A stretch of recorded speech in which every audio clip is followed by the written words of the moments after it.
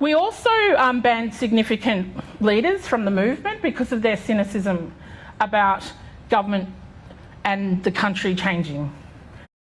And that wasn't great for a law reform proposal, like a law reform process.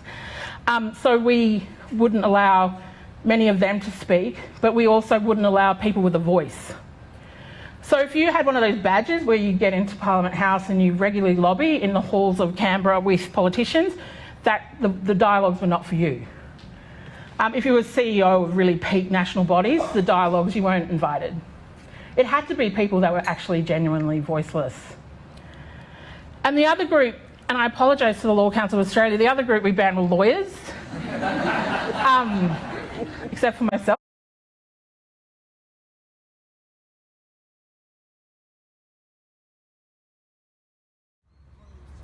We're here in Uluṟu again. It's day 2 of the talks. There are a lot of delegates and a lot of mob that are in the meeting rooms behind us, you know, discussing the way forward for Aboriginal Australians and Torres Strait Islanders. But there are people who have come here off their own backs and aren't necessarily involved in the talks. Now, we want to make sure, you know, that we're getting every side of the story across. So I've got Alice Haines here. And Alice, can you tell me a bit about how you got here and, you know, your story? Yeah. All right. We've travelled in from Canberra. I'm a Gomeroi woman, and so I've had my elders come in and, you know, back me and say that I can, you know, represent our people in regards to the no voice. We've kind of been discounted from the early stages in regards to how the referendum meetings have eventuated to.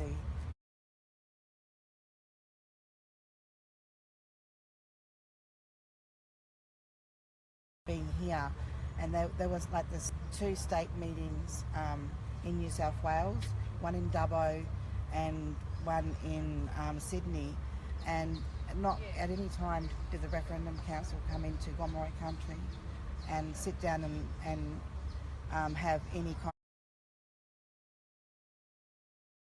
of discussion or, you know, any feedback or anything like that with our mob.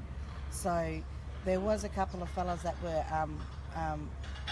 sort of voted in from Gomeroi country from the Dubbo meeting, but in regards to the discussions in Gomeroi country, it never happened.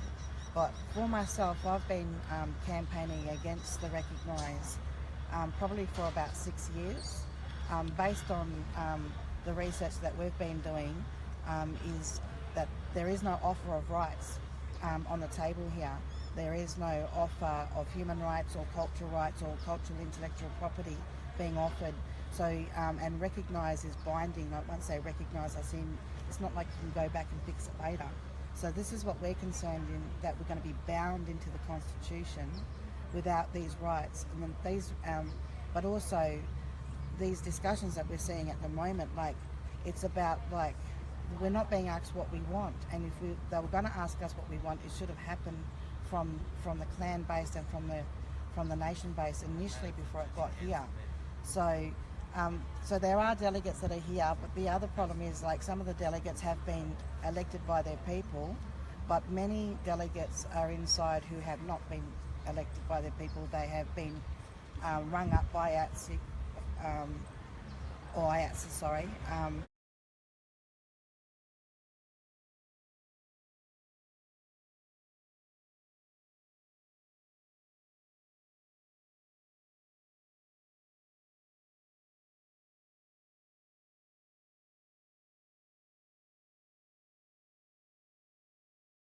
Our voice has been shut out. Like we haven't had an opportunity to sit down and say, well, what do we want?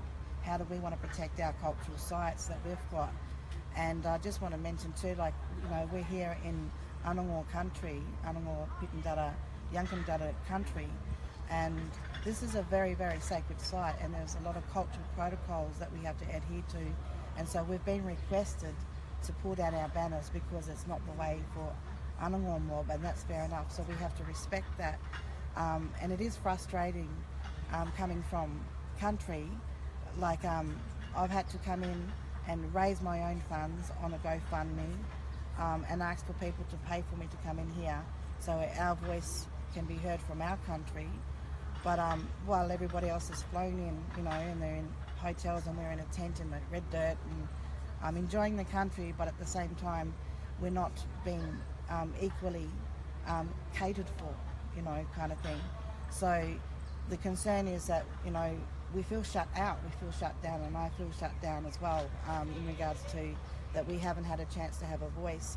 And we've seen, you know, the Recognise campaign, you know, inject millions of dollars into supporting the yes, and we've had nothing to support our concerns for the no, you know, and you know, and our concerns are real. Like, we don't have intellectual property rights, cultural property rights, even to this day, you know, and our customary laws aren't going to be recognised.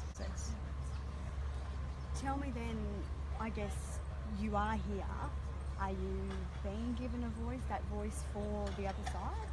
We haven't been given a voice at all, except for we were told, well, like, you know, that we are welcome to go in there and be an observer. And I really find it very uncomfortable to participate in a process that's already been insulting from the core of it, and not actually going through our rightful elders and rightful nations to actually establish, you know, communication at that stage. So there are decisions being made in here, and this is the other problem. Like, the decisions that are being made aren't actually done with a consultation from the beginning, and so this is meant to be a consultation meeting, but in actual fact it's not. It's actually decisions being made on behalf of everybody, and it's just not the way that we do things. Like, culturally, we should not be brought into these kind of, like, 2 meetings in New South Wales represents the lot, and then they can just hand pick delegates as they choose. Like, which policy and procedure are they dragging this from? Because it's not from the Referendum Council, because they don't have one, so it's unconstitutional. So they're dragging it from the land councils. Well, it's also a breach of the Land Councils Act, the Land Rights Act. So are they making it up as they go, or are they relying on our sovereignty? And if it's relying on our sovereignty, it's uncultural. It's not cultural practice from the very get-go.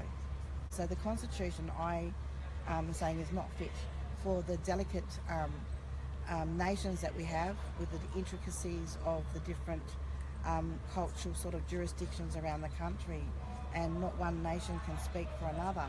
And so, you know, there has to be a lot more thought out than what they're doing, I believe. Spoke to me a bit before about that you are going to ask to kind of get your message across. So can you tell me, what are you going to do? Well, all I can do is just be here and express no consent as best as I can. We have so many restrictions on us in regards to being able to adequately express no, like a no voice. But I think, you know, I just think this affects everybody, and I think that we all have to probably rise up somehow and say that, you know, that this is not appropriate. This is not the way that we want to do things. And I'm not sure how we do that, but I think we have to find a way to express to the government this is not an acceptable way of actually bringing us into the jurisdiction of them. There needs to be more of a culturally appropriate way, and one that specifically protects our cultural rights is what I really feel. Yeah. Thank you very much for your time today, and Yeah. yeah.